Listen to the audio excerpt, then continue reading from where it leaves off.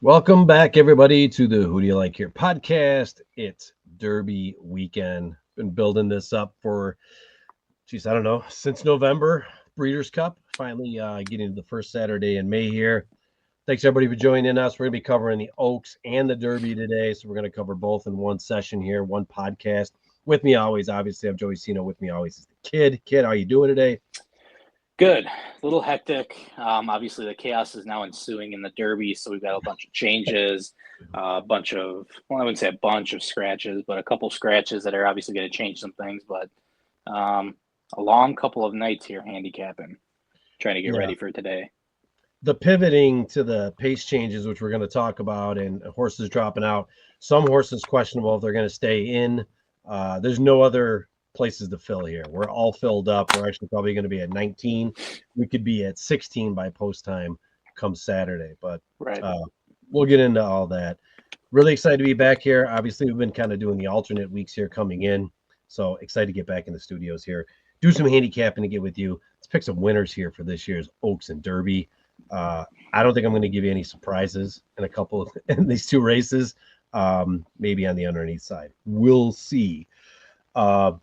Let's go ahead and just kind of get into it. We'll pull up the information here. We're going to provide kind of a lot of different things here since we're doing the visual this year and we're on the YouTube channel. If you're listening on the audio, you can go to the YouTube channel. You can actually watch some of the images and stuff that we're going to pull up here that we're going to be discussing. So if you're only doing the audio, probably not going to be able to follow along too well, but we'll try our best.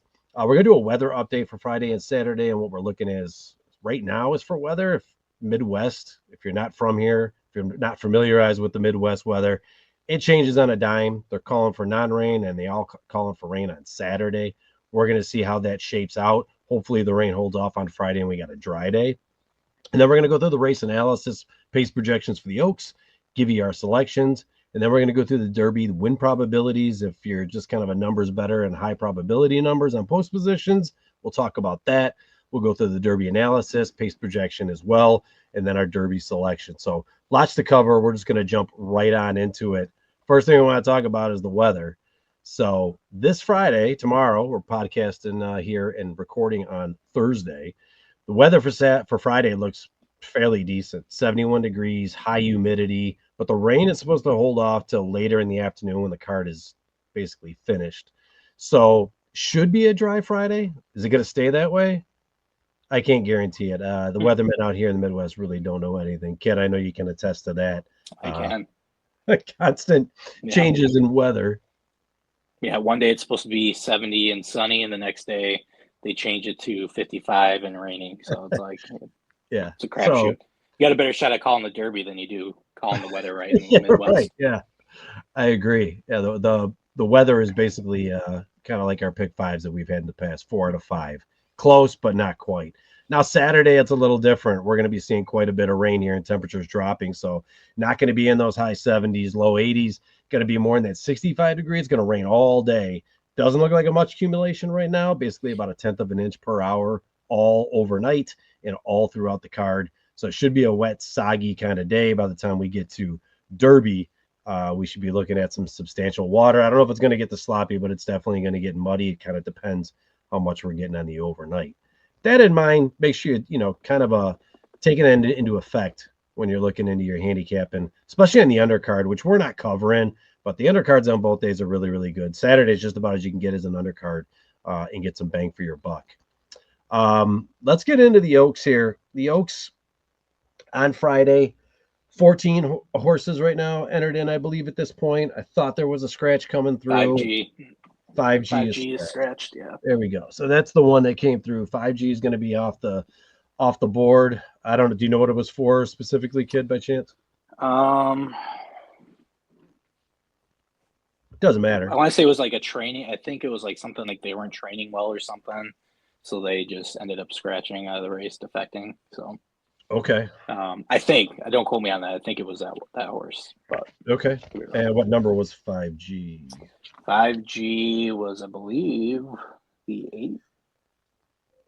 Could have been. Probably 8th. Was on. Yeah, I had a fall on the number. Okay. Yeah. Who had the mount on that? So that's Manny Franco. Yeah. George Weaver not getting the mount, not getting a ride, obviously. Yep. Okay. All right, so there's your defective already scratch from the Kentucky Oaks. Um, More to talk about on scratch when we get to the Derby. Let's talk about pace projections. See what we're kind of looking at. These are early pace projections out the gates. These are the horses that should be going to the front and sitting in that stalking trip. Your 2, 3, and 8, probably your most dominant forward speed. That's where the pace should, someone in that group should stay with the pace. The 11's questionable if he's going to stalk or possibly go out. 1 and 7 should be sitting behind with your 14, 9, 12, and 6 trying to get position in that mid pack. The rest will be scrambling somewhere in that section, mid pack to farther back to make their late moves. Let's go ahead and just start the handicapping portion here. We're going to go horse by horse. We're going to go through each and every horse, talk a little bit about it, percentages, what we think, good points, bad points, whatever the case may be, like we typically do, and then we'll circle back and then we'll do a handicap on how we think the race is going to shuffle from both of our perspectives. Kid, you ready? I am ready. All right. So in the Kentucky Oaks on Friday, number 1 early on, this is Zayas and Safi, second in the Gazelle. She has some early foot. She does like to sit off the lead. Should get to save some ground here. Her only win is on her maiden race at 94,000. Not that great. And that was on Lasix, but she did hit her career speed figure last time out at 1.125 and showed some resilience, which is the distance we're going here. So maybe a ground saving trip and an opportunity at a long shot at 30-1 in the morning line. Anything else on that one? No, that's it. Yeah, That's I didn't really have much for that horse either. Yep, that's about all I want to go. I mean, bringing the maiden at 94,000, you take it with a grain of salt. Listen, a lot of these horses are going to get short sample size, but you know, she has her only win on Lasix, which is a concern for me. Doesn't run great off the Lasix. Not terrible, not great. Definitely stepping up here against stronger competition. But the distance was okay last time out and did so, show a sign of resilience. I think you're looking at a stalking trip here with Zayas and Safi. Yeah. Agreed. I've got the 2, so simply joking. They're 2 for 3 in their first 3 races, so obviously small sample size coming into the race, but they lost their first true test in the fantasy stakes at Oaklawn Park. They did battle the entire way, so if you watch the race, if you go back and take a look, they're pressing the whole time. That's not like they had an easy trip the entire way. But then they ended up just giving way at the end there and end up coming up short. But again, first true test, grade 2, you're running in a lot of ungraded stakes or 2 ungraded stakes races, which they won. There seems to be very little speed in this race when you compare, the Oaks to the Derby, which we'll obviously handicap later. Yeah. So very little speed in the Oaks, which I think benefits for this horse. 10-1 is a pretty good price here. You're probably going to see a little bit shorter with the scratch. People might be looking elsewhere for a decent price. But they should be able to get the rail pretty easily, if they break on top, which is what I anticipate is going to happen. If they go to the front like they should and they have in the last 2 races, they should be able to get the rail pretty easily and, take the lead right away. So I think it's going to be pretty important for this horse and a perfect trip scenario for them. Good break, untapped speed could be really difficult for the horses to catch them, especially with Florana aboard. And, really strong workouts coming into the race. They posted a 58-2 at Churchill Downs, 5 furlong work. It was the best horse that, worked that day. I could definitely see this horse hitting the board.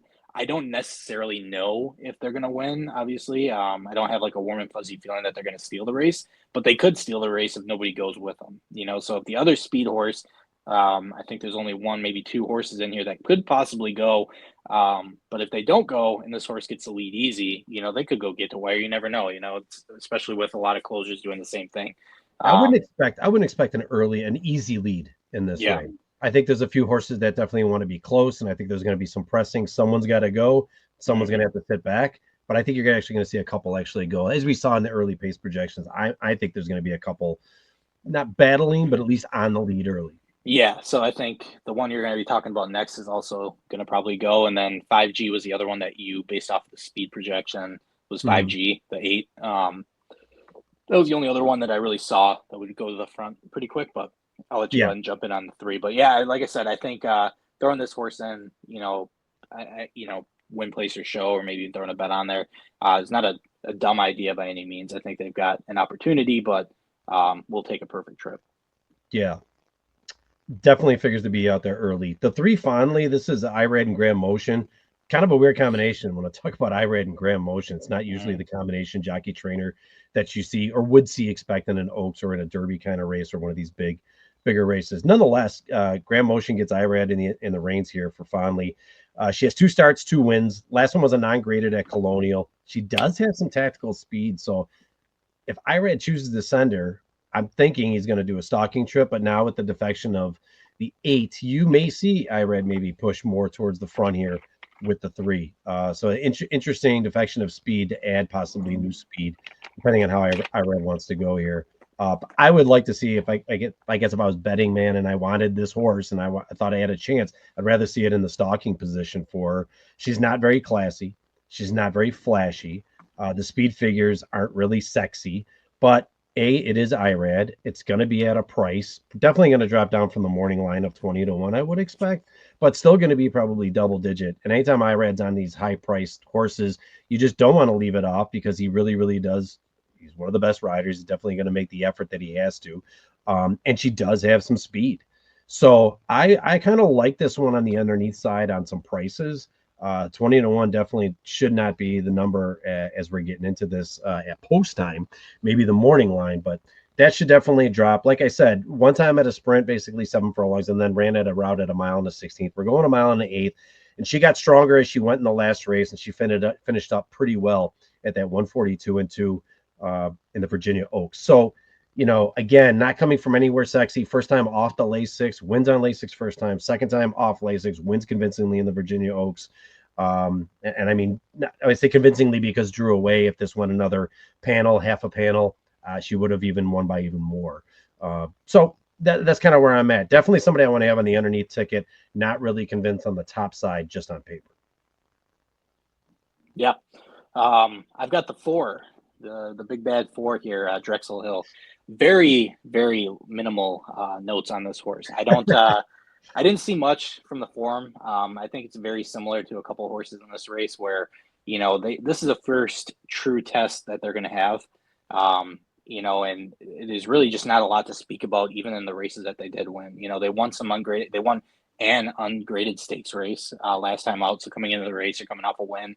And, you broke your maiden at 111K at Woodbine. So, I mean, those are the 2 notable wins. Otherwise, this horse is really, it hasn't shown any pizzazz. It hasn't shown any late kick that's really going to get the job done. They ran their best race coming into this race, at Aqueduct on March 1st in the, the Busher Invitational, whatever it is. And Ben Curtis was aboard. So you've got some things to look forward to with this horse. I think 30-1 is like, a gift in terms of odds. Yeah. I think like if you're betting this horse, you're going to want those odds to go even further up, because, there's just really not a lot that I saw in this horse, first graded stakes race, but looks good coming into the race. And then there's just a lot of things going against them. It's a first race off the layoff.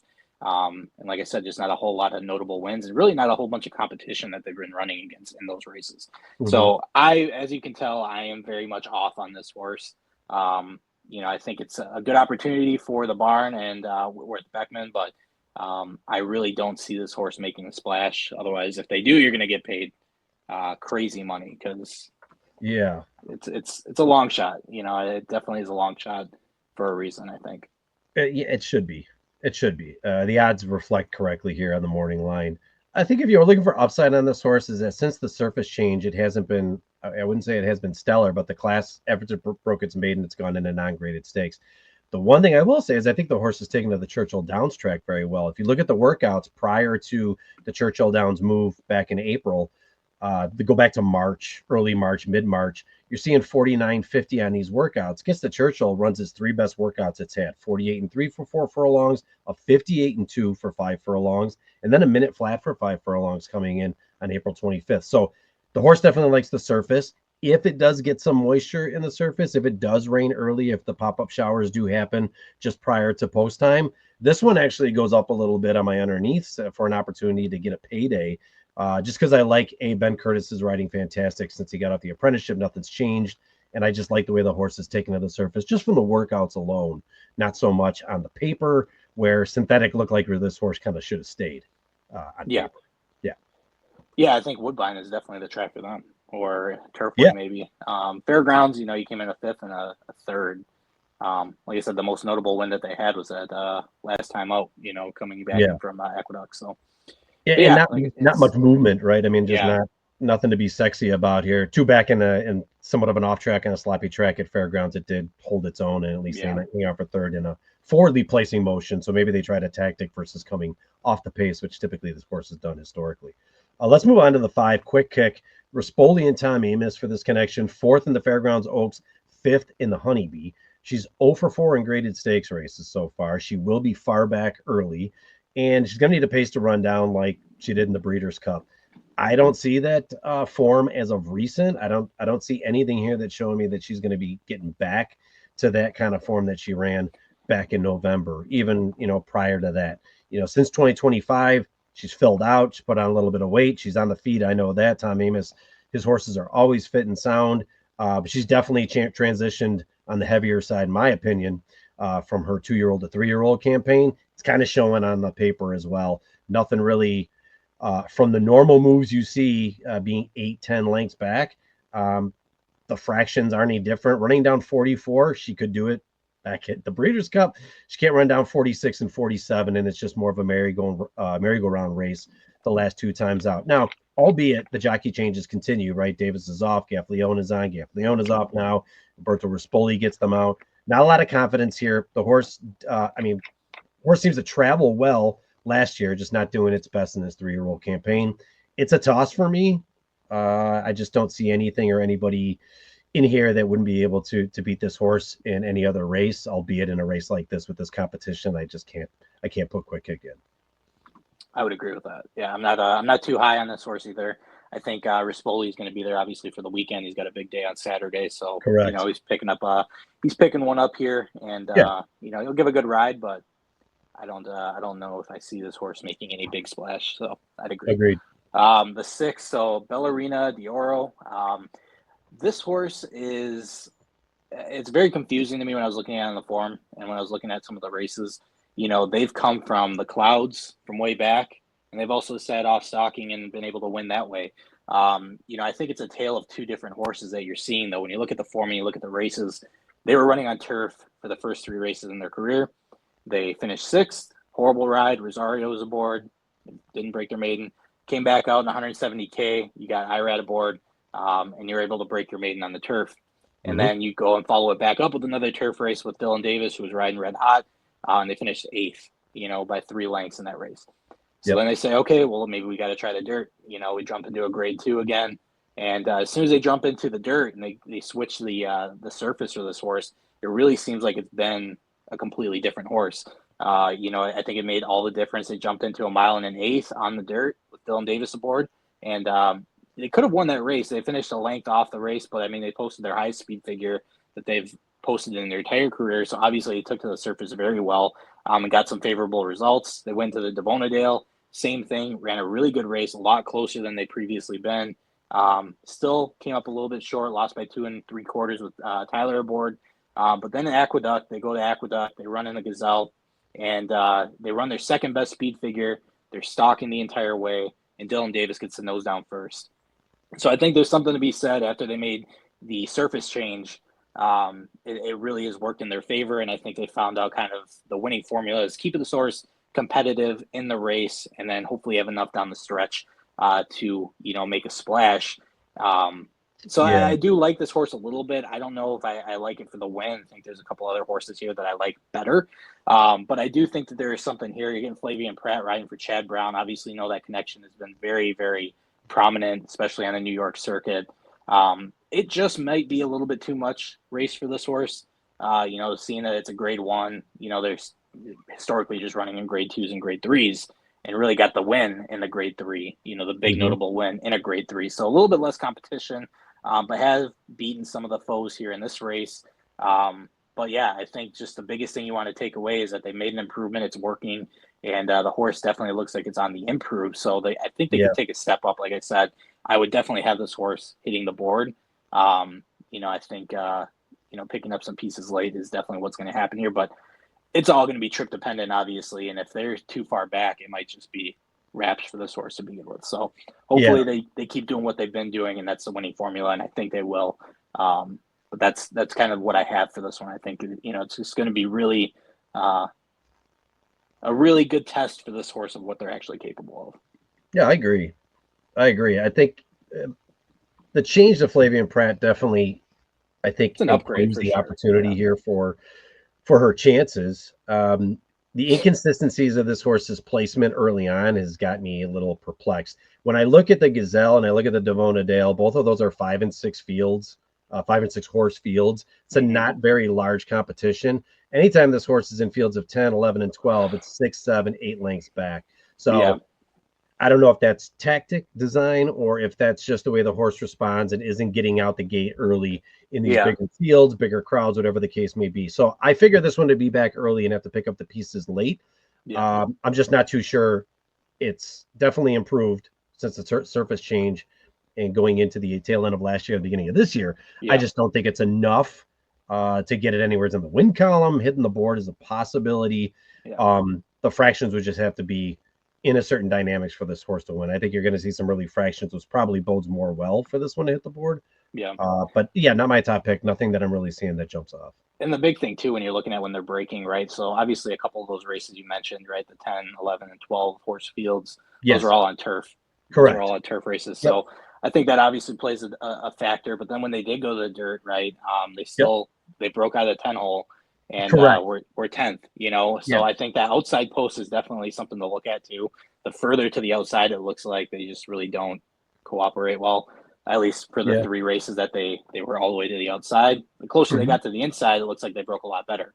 When they broke from the 5 hole, they were 5th, but they were only, a length off the lead. When they broke from the 1 hole, again, a length off the lead.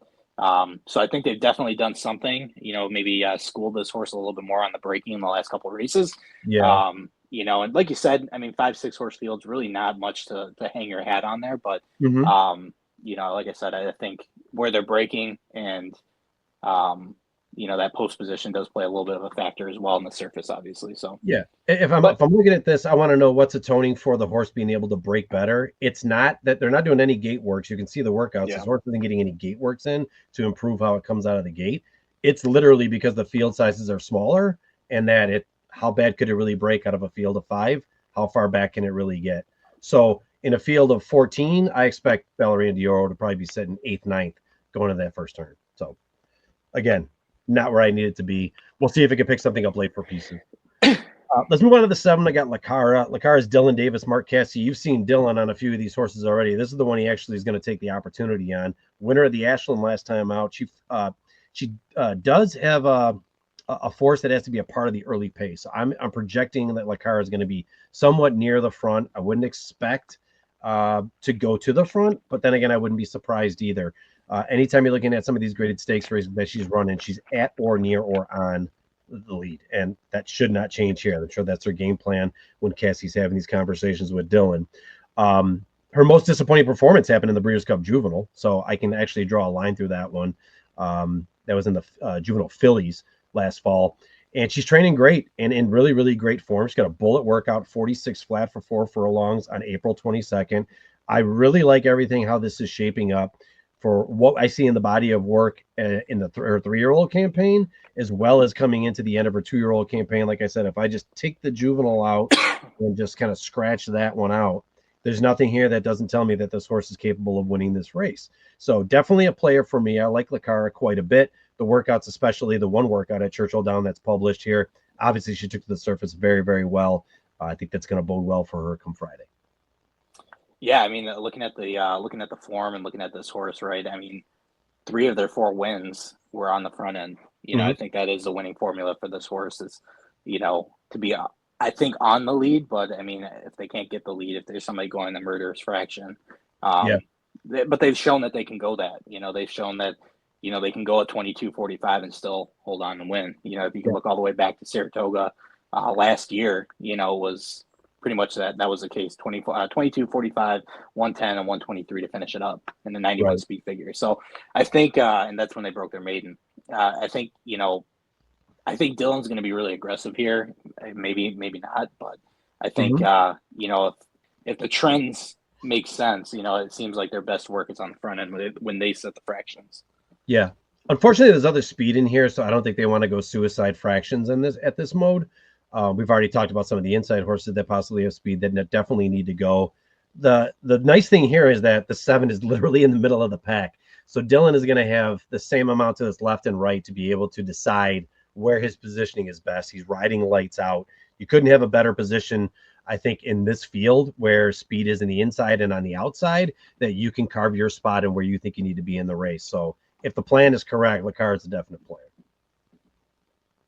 Sure is. Okay. You go 8, back to back, obviously, yeah. 5G is scratched, so we will skip the handicapping on the 8, who's not going to be in the race. We'll go right over to the 9. This is Tenma. This is Juan Hernandez and Baffert. So Baffert getting his opportunity here for the Oaks.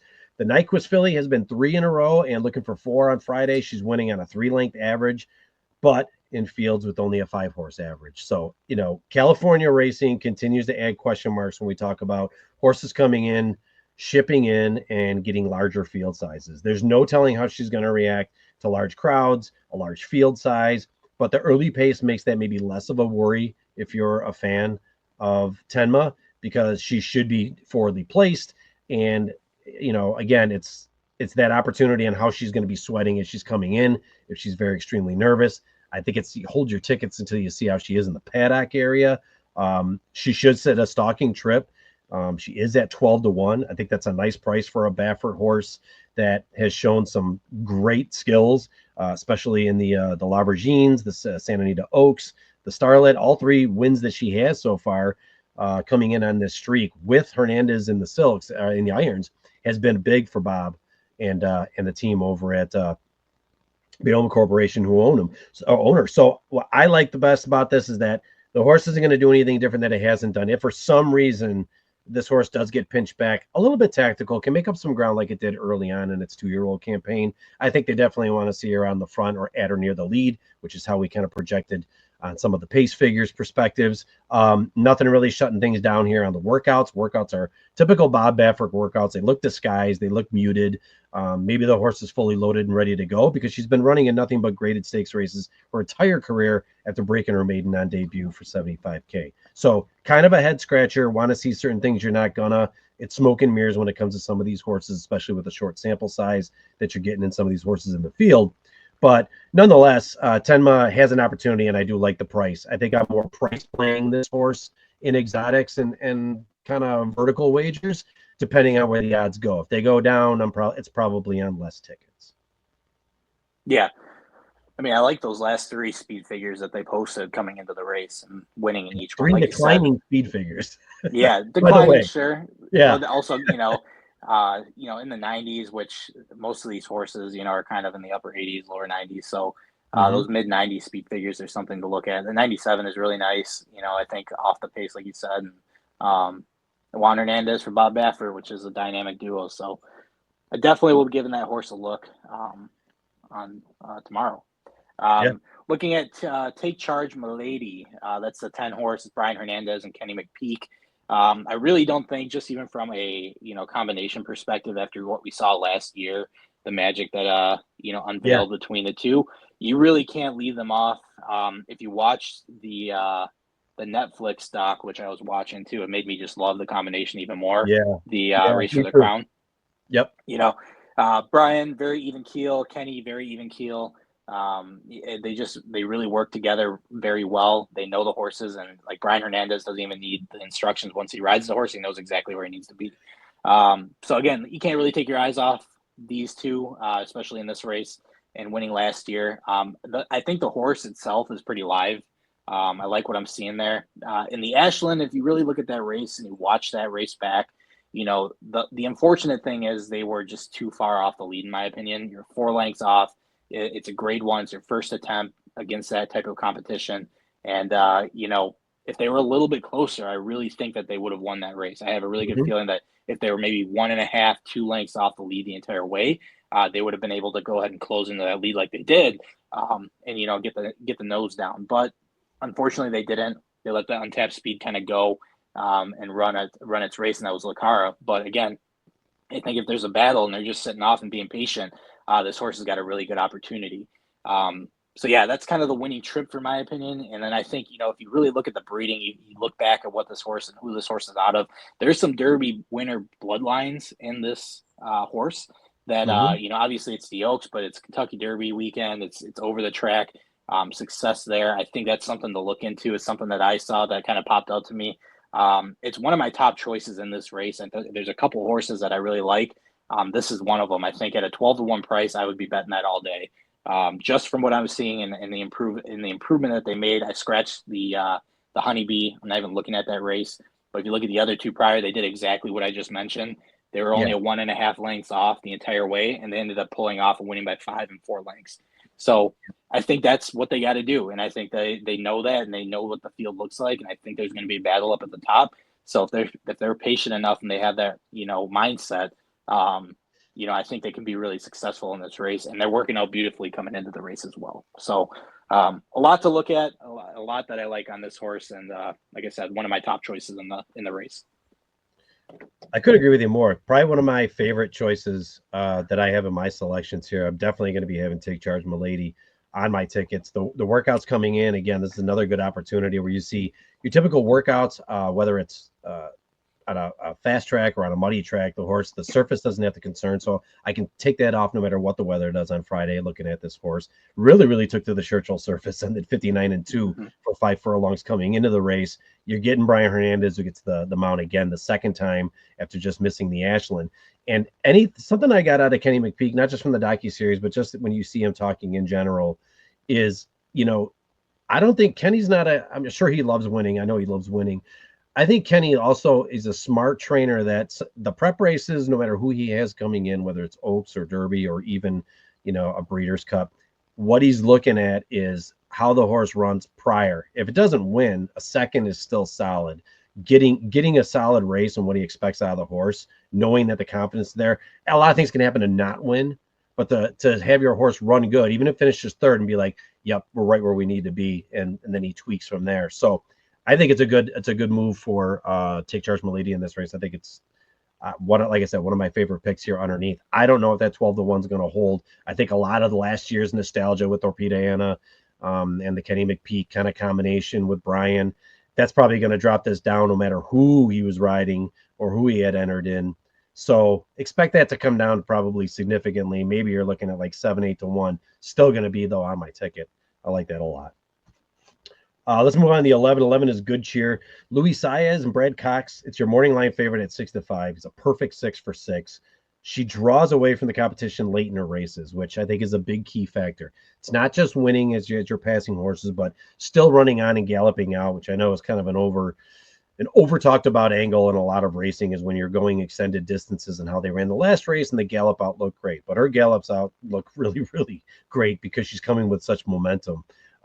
Each race has her winning by 3 to 4 lengths off the lead before she even lets loose in the stretch. So she definitely sees them. She mows them down. She eyeballs the competition, sizes them up, and then just hits that next gear. Great work's coming in. She looks the part when it's race day. She hasn't disappointed. She has to throw in a clunker here to not be a factor in this race and to not win. In all honesty, at 6-5, it's probably going to stay in that realm, lukewarm at the 6-5 price. Not sexy, but maybe this is just a race where 6-5 is just going to be 6-5, and it's going to be hard to beat good cheer. Yeah, it's definitely the horse to beat in this race. I mean, an undefeated record coming in. They're still taking a step up, right? They're going into a grade 1 now, finally.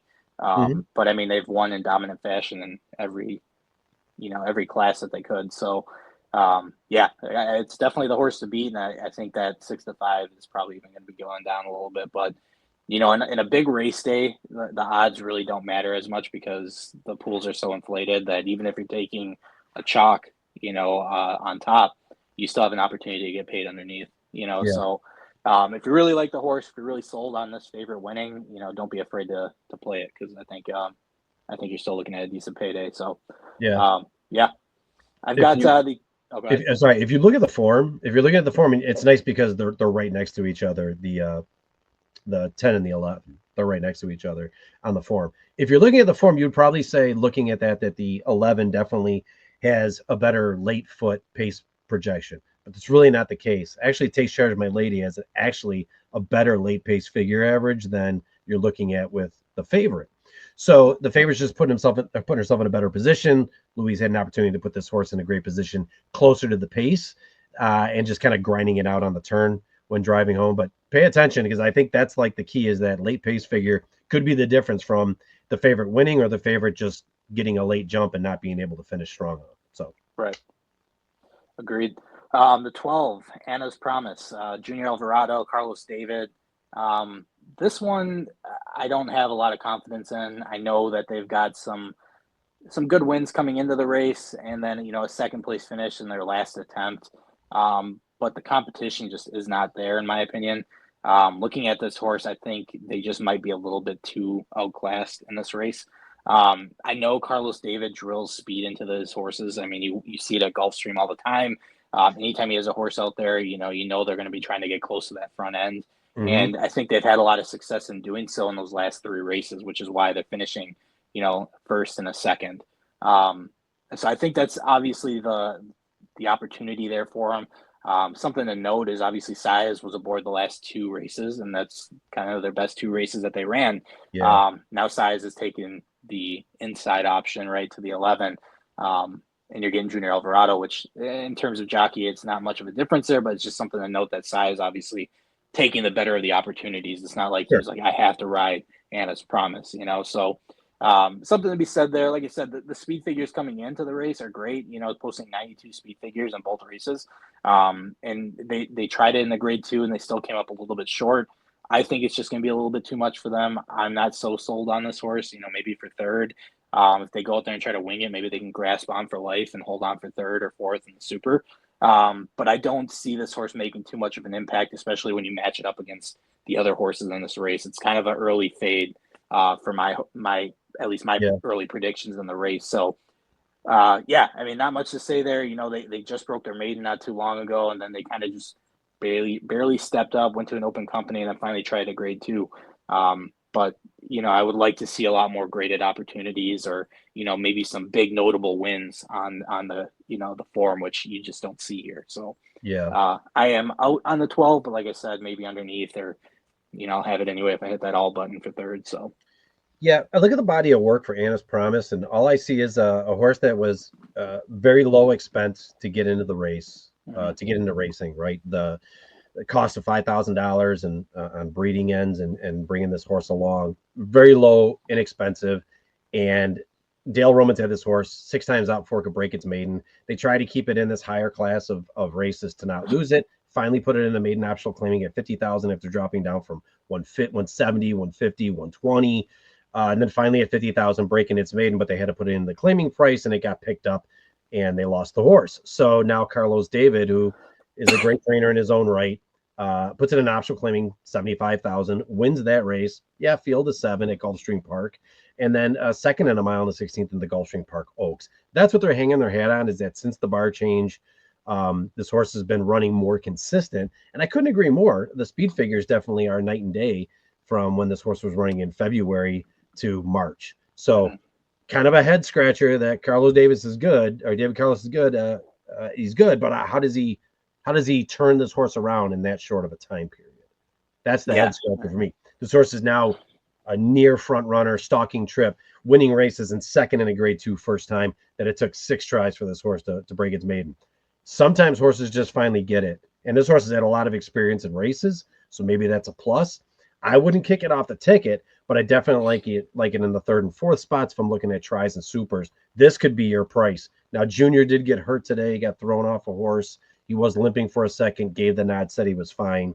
But Junior's had a little rough go of it since his previous injury. So just wanted to throw that out there. I'm sure he's going to be fine. Nothing's going to hold him back from racing, but Right.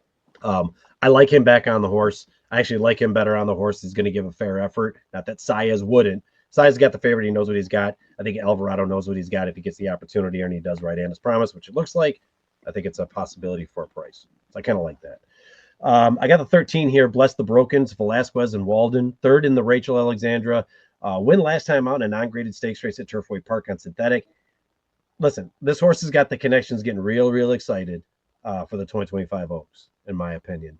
I think this is one of those, hey, we came in second. We got the points. Let's go give it a shot. Let's have some fun. There's not much on paper here that shows anything other than that for this entry. I think she's a definite toss for me, not even on the underneaths. If she does clean up a super, it's definitely going to pay for their trip for going. If they can get some fourth place money out of this, that definitely would be a win for the connections. I'm just not seeing it on the overall picture for what I'm looking at on paper. And yeah, the last race was great, and it was on synthetic. Prior to that, pretty even keel. Maybe the advantage is if it does rain, it maybe bodes better for an underneath payout for these connections. Other than that, definitely not going to be in my first and second position on any of my tickets. I think there's a very few horses I can toss out completely on a super, but this is one I might take out on a try and leave off. But I'd be surprised anything other than fourth for me. Yeah, I'd agree. Not much on the form there for me to put it in. I mean, their biggest win came on an all weather at Turfway. So I mean, yeah, it's a little bit different. So coming in third in the Rachel Alexander in a field of 4 is not impressing me. Yeah. On paper, you're like, oh, I came in third and then won. Yeah, I mean, yeah, look at field sizes. The only thing you're really holding your head on is it's a synthetic win, and I'm not really big on horses winning synthetic, although I should be. Although I probably need to learn my lesson in years past here, most recently, but I have not, so I'm tossing. Yeah, I'd agree. 14 to close us out is actually another one of my top choices here in this race. I really like this filly. I think it's really, really live in this position. It's John Ortiz and Jose. They've gone back to back since taking them out, which I think is very important, right? They, if you just look at the races, the last 2 races that they ran, they are identical in trips, like literally the same exact race. They broke from the 4-hole and the 12-hole. Didn't matter. They ran the same exact race. They got as close to the lead as possible. They were a half a length off in both after the first call. They were a head off at the second call. And at the straight, they took the lead. And then, boom, they ended up winning the race. So I think there's something to be said as they found the winning formula. They know exactly where they need to be. And they put them there exactly at the right time. And they've come away with the win in both times. That's what you're going to want to see here in this race. Now, you can't say, well, they've ridden in the big races, right? They ran the Alcibiades, the Spinaway Stakes, both grade 1s. They came up a little bit short, but then they ran in the Fantasy here in recent history, the Honeybee, and won both races. So maybe they were like, okay, let's try some lesser competition after running the grade 1s. Still really didn't get the results, but then Jose takes them out, and next thing you know, they're back on the winning track.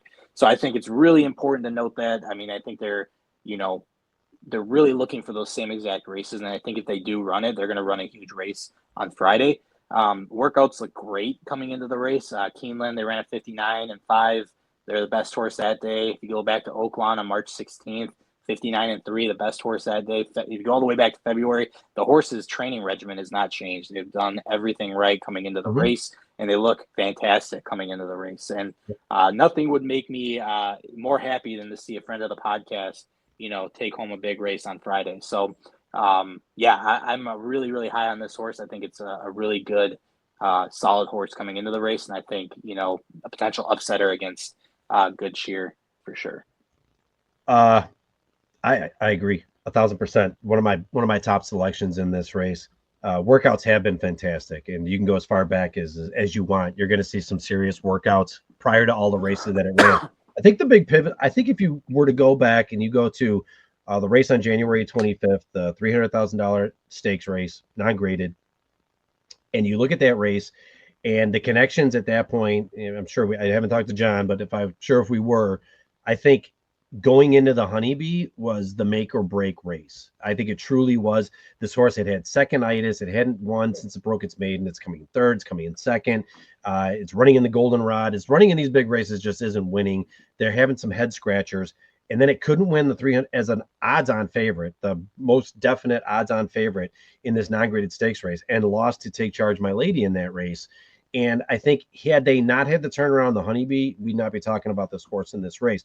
But Jose gets on board, wins the race, comes back on the second time for the Fantasy, wins that race, beating the 2 who's in this race and 5G who's scratched in those 2 races, gained some confidence, got some nice stronger speed figures, went from 80, 88 to 94 and 93 last 2 times.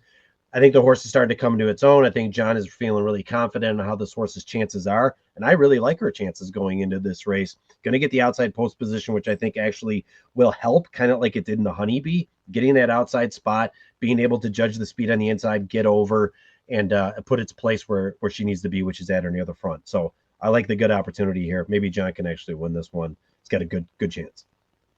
Yep. So where are we at? We've gone through horse by horse. What is your determination? What's your picks for the day? Give me your numbers. Like I said, the two that I talked about, which just happened to fall on mine, Take Charge, Milady, and then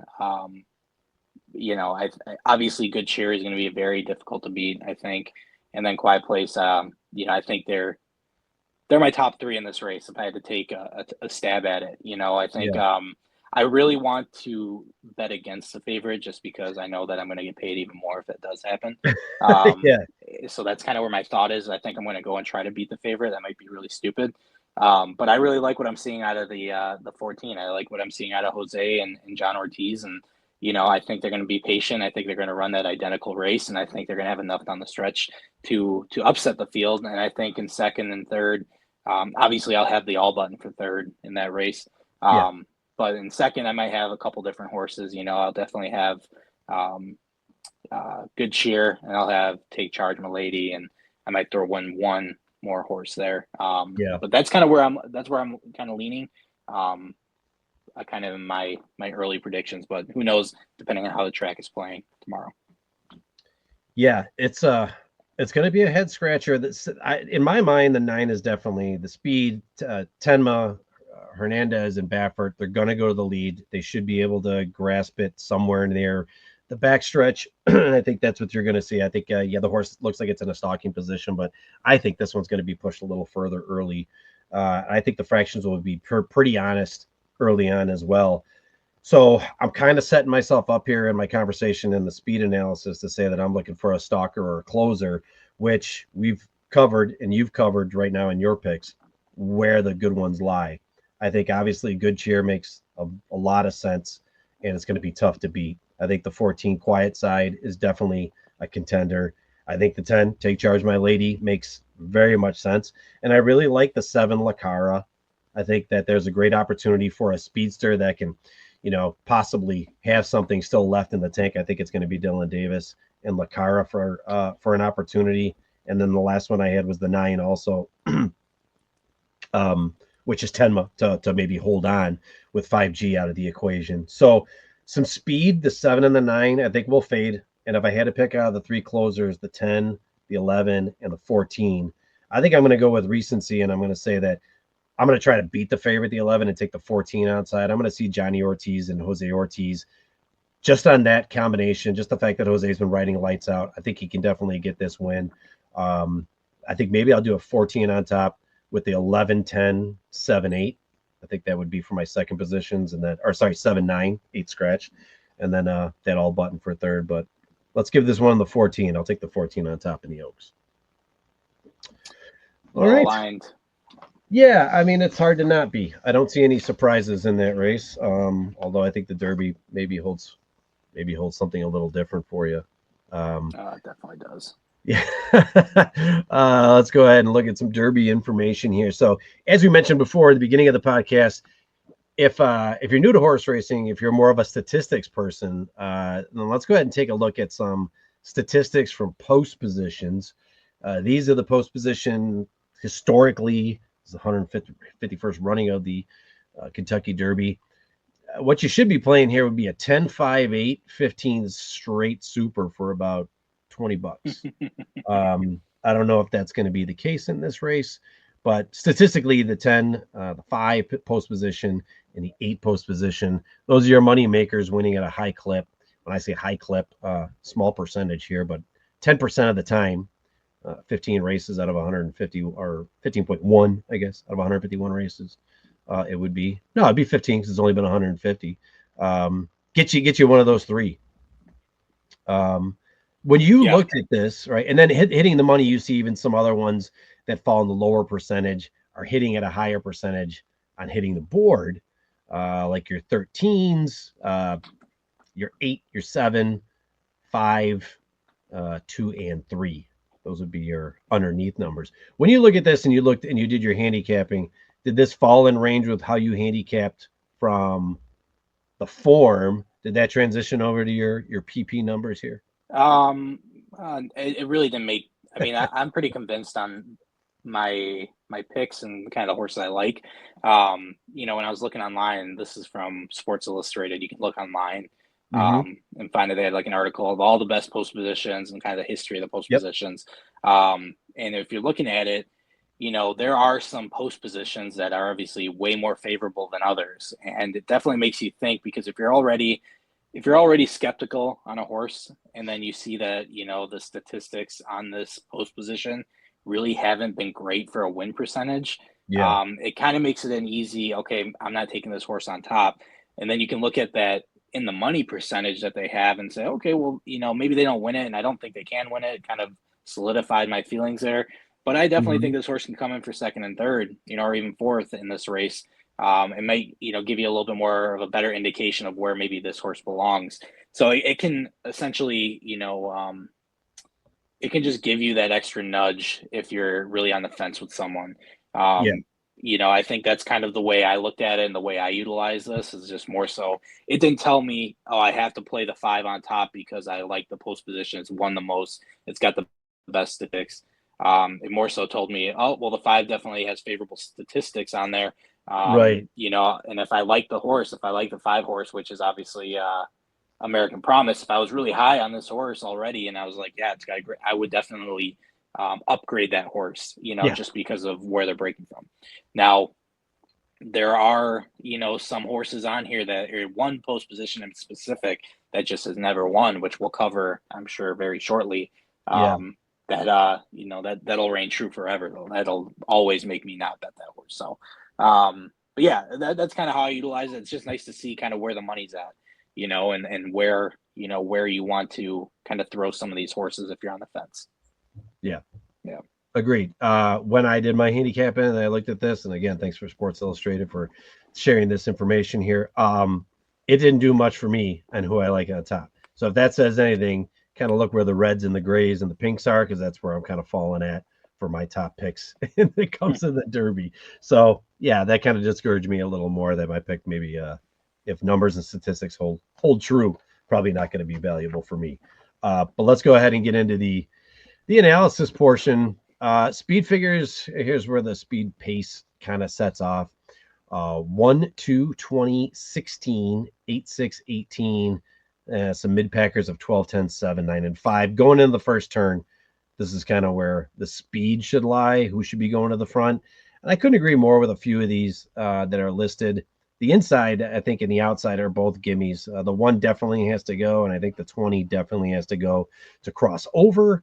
But I think the way that the speed is positioned in this Derby this year, it's from all sides. Years past have always been like stalkers could be able to sit in a position and let the speed go to their inside. This is one where there's both bookends, the 1 and the 20 or 19, if we only have 19 horses, seem to be sitting with speed on both sides. Now that Baeza is also made into the field. On that note, let's talk about the scratches. Rodriguez, the most recently here, the 4. Rodriguez getting scratched off. That definitely changes the pace perspective. I think Rodriguez would have definitely been in there in the early portions with Mike Smith. That's not going to happen. He's out. And then the 19 also, which was an earlier scratch today, that was Owen Almighty being scratched. So render judgment, Beza both make in the cut. And there's question marks on about 3 or 4 other horses if they're actually going to run. No, Owen Almighty is the 20. Chunk of Gold is the 19. Oh, sorry. Owen Almighty's scratch, though. Yeah. Yeah. Okay. My bad. Nope. Yeah, that's fine. I just want to. Yep. So the 20 in this case would be in this scenario on this form that you're looking at here from the speed figure. That's the 20 Beza. Yep. That's how that would be positioned. So on that note, 3 other possible horses that were being discussed and tossed around. I think tomorrow you're going to probably see it, maybe at least one more defection. What are your thoughts on that? I wouldn't be surprised if we saw another one.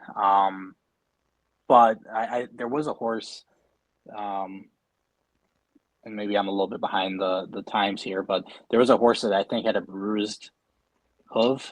Uh, Render Judgment has a quarter crack.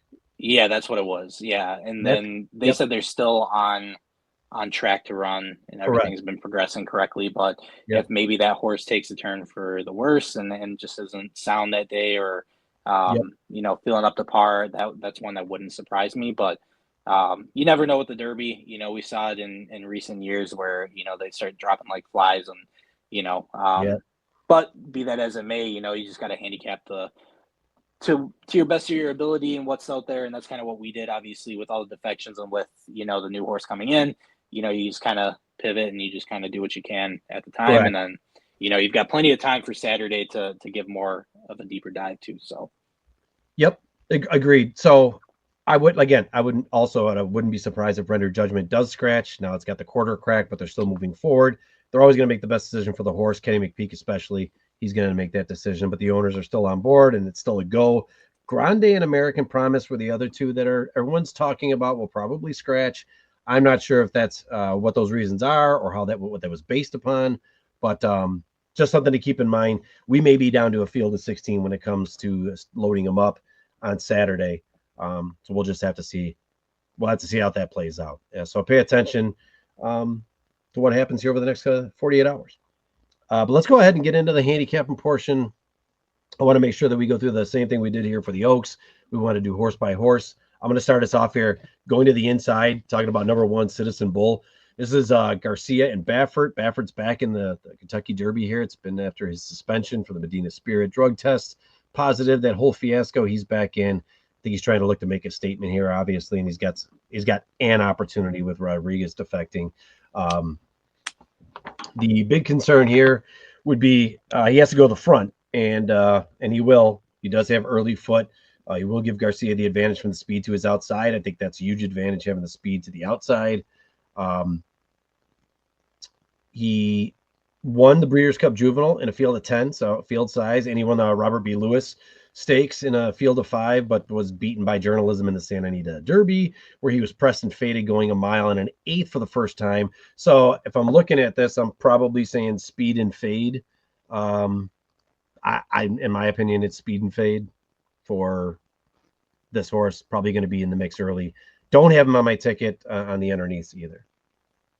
yeah, I've got a real, I guess you could say, bone to pick with the one position. The one position on its own is statistically a very difficult position to break from.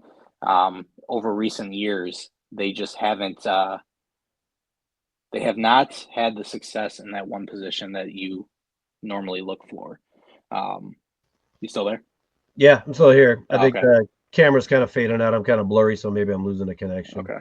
But yeah, the biggest thing with this horse is that that one position usually gets pinched at the rail. It used to be a lot more egregious before they changed the actual um, post and the what am I trying to say the gate. They Yeah. changed the gate a couple years ago, Yep. and that has improved because they're a little bit further off the rail. But when you're in the Derby and you're in a 20 horse field, everybody's idea is to get to the rail. And the horse that usually struggles the most with it is the one horse. You can watch every race, probably in the Derby. You'll always see that horse get pinched at the rail and be a lot further Mm-hmm. back than they want to be. And it's typically a front runner too that does it. So that's one thing that I looked at, and that's one thing that as much as I did like the fact that Baffert's back in the Derby, that Baffert's got a horse that is capable and that's obviously shown some really good glimpses of speed, and has had success in the Grade One field. I get really scared at that post position, and that's kind of the big thing for me. So Yeah. I don't have it very high on my list, but you know um, we'll see on Saturday. But that was one thing I did take into consideration. Yeah, since they made the gate configuration, it's changed a lot of perspective on inside horses. This is just one that has to go to the front, needs to Yeah, be at the front, and Garcia's been the sole provider here for mounts, and yeah, there's nothing changing here. This is just status quo. Go to the front, typical yeah, Bob Baffert speed horse, and that's what you're going to see on Saturday, regardless of track condition, regardless of anything. This horse needs to be at the front. That's where it'll be. yeah. Uh, The two is the one that I covered here. Flavian Pratt, Safi Joseph. This is I was trying to Neoquist, correct it. What is it? Neoquist. No, it's is it Neo Equus? Neo New Equus is how you Equus? Oh, say it. New Yeah, Equus. I Okay. was trying to practice it and I just kept stumbling on it before, but Probably need more um, practice, both of us. yeah, Neo Equus. So definitely, question mark in this race, but a horse that is likely going to be part of the early action, right? If you look at this horse in the previous races that they ran, they're very close to the lead. Yeah. If they can get out and they want to be a front runner, I would recommend it for this horse. If they can get out in front, I think that's probably the best spot you want to be. They finished third in the Florida Derby. That was a big effort from Zayas. Yep. Obviously, we know who was in that and what horses took part in that, and Sovereignty is one of them, and which we'll talk about later. But finishing third to horses like that in that race and the way it kind of transpired, I think is a nice effort and something to look at for sure. They've got some really nice works coming into the race. They look very sound coming in. They've got some solid works to back that up. Yep. If you look at this horse, they've ridden against Sovereignty twice. They lost both times to Sovereignty, or Sovereignty just finished above them in both races. And just something I saw in this horse, it just was not a fan of the rail. If you look at that last race, they tried to get off the rail. They Yeah. went out to the outside when they clearly had the rail if they wanted. They broke to the inside. They were right there. They swung out. So not a big fan of the rail, but that's what they're going to be stuck with, I think, on Saturday if they do break out and get the opportunity. So something to look at there, and just kind of understanding of where they're going to place this horse. The breeding is nice. Neolithic was a beast as a horse. If you look at just all the history there. Mm-hmm. Posted some really insane figures and really topping its class. So coming out of that, the breeding looks really nice. Like I said, definitely a head scratcher for me. I think a horse that could be a player. Not extremely high on my list though. It's not one horse that I said I need to Yeah. bet.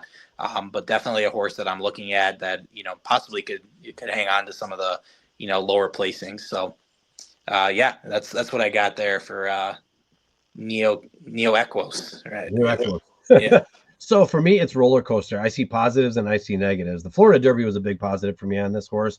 I did have actually I had Neo Equus actually positioned in the second position in that race. Thought it was really set up really well for him, and came in third. So still a bang up race for Edgar Zayas and Safi. Now you're getting Flavie and Pratt. The ups and downs here is that on a sloppy track, it's an improvement. I think this horse actually steps up a little bit on my radar if we're getting to an off track, which it should be on Saturday. I have a little bit of a step down because extending the distance from a mile 16 to a mile and eighth, you saw it tire in that last 16th of a mile in the Florida Derby. So I think you're getting a better trip with Pratt. Nothing against Zayas. I say that all the time when we talk about comparing jockeys because they're all great athletes. But Pratt has a little more ability maybe to be able to nurse, save some ground, and position this horse near the front, have something still left in the tank coming home. Probably going to be more in the third and fourth position for me. But again, maybe I'm just leaning now more towards the off track being the benefit here. But a great workout coming in at 48 and 244 furlongs. So it's really not bad. I got number 3, Final Gambit. This is Machado and Cox. This is the winner of the Jeff Ruby Stakes. Is looking to win on the dirt in his first surface debut. This horse has been strictly running on nothing but synthetic and one turf race. He has good off-track pedigree. I will give the horse that. So we're going to find out come Saturday how he takes to the track and the surface. If recent Derby history is anything proven, it's not an automatic toss. I mean, we should probably start learning to change some of these old tactics a little bit because of the exclusive synthetic and turf results that we're seeing on some of these horses. But horses the ability to move late, and that's what you're probably going to have to do. He can come from the clouds if speed does falter. It's a wild possibility here.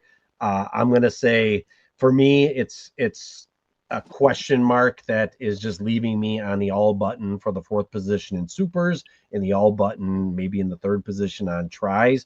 But this is one that can make you try. And like I said, hold a little bit of respects. Juddmonte Farms, Brad Cox, Luana Machado. Maybe Luana just wants to get something off his chest for, pulling up short in a couple of those races, misjudging finish lines. He's a great jockey. I think he just learned his lesson on those. But this would be a great opportunity for him. He's going to make the most of it. Agreed. Okay. We on 4? Back to back. Hey, we're back to the 5 since the 4 is scratched. That's American Promise. Again, don't know if this horse is going to scratch or not. It's Nick Juarez for D. Wayne Lucas. You got to always, again, another horse, another trainer that you always got to pay attention to when it comes to Derby days. This Justify Colt isn't only impressive on paper. as it looks, 6 races to break his maiden. I mean, it's not really fantastic to see that. A no-show in the Southwest and faded in the Risen Star, but dominated the Virginia Derby. So with rumors of scratching, I'm probably going to pass. He should take to the wet surface on Saturday, as it's going to be. I think everything is just riding on this, Virginia Derby win, which they should. This is how they got in the race. But there's nothing prior to that shows with the competition that's going to be there on Saturday. This horse should be anywhere even close to the competition.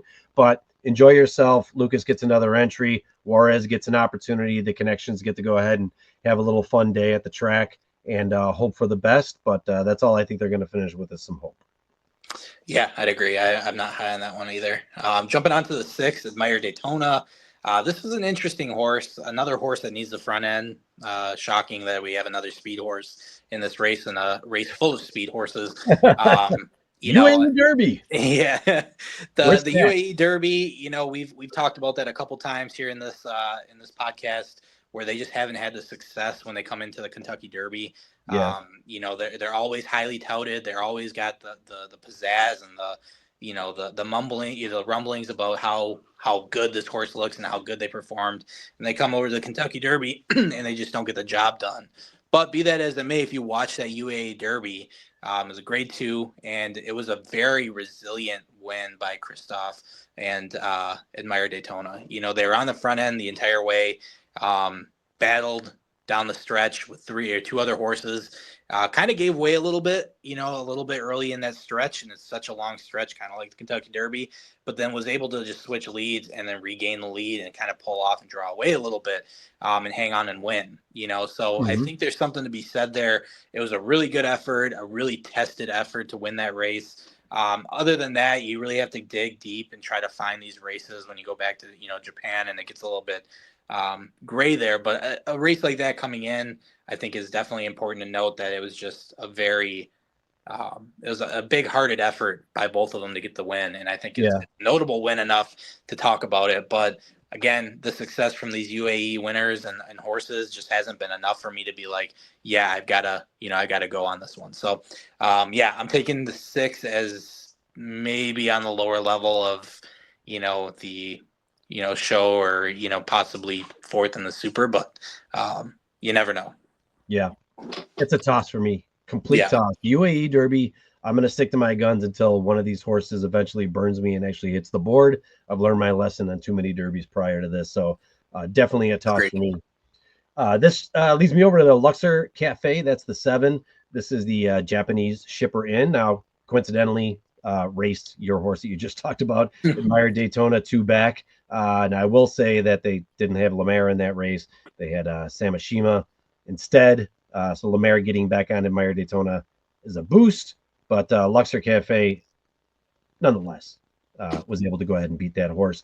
Comes in on a 4-race winning streak. Shipping in from Japan, son of American Pharaoh is going to need everything to go his way, in my opinion, to change the tables for Japanese Derby horses and opportunities. Almost happened last year with Forever Young. We almost saw a little change in the action. Things are definitely tightening up when we talk about these Japanese horses that are starting to come over for the Derby, but I just don't see a win here. It's an interesting option for me underneath. I think this would not be a toss for me as I had in the past. Forever Young was the year I jumped on Japanese racing. This is one I'm also going to go ahead and take into consideration, just for the simple opportunity that when this horse is running even on good tracks, not in muddy tracks, it's still very consistent. So surface change, not really the worry here. For me, it's just, is it going to happen and when can it happen? Not going to be in the win column, but underneath, Luxor Cafe could actually make some nice exotics and some nice payouts, regardless of who wins, chalk albeit. Yeah, I just like the way this horse looks. I mean, just from like an eye test, it just looks like it's so filled out and strong, and just looks like, kind of like an American Pharaoh, and the way it looks. But I mean, coming carriage, off same carriage, four straight is impressive, and definitely one to note for sure. So I'm with you there. Jumping down to the 8, this is going to be your big boy here. This is one everybody's talking about.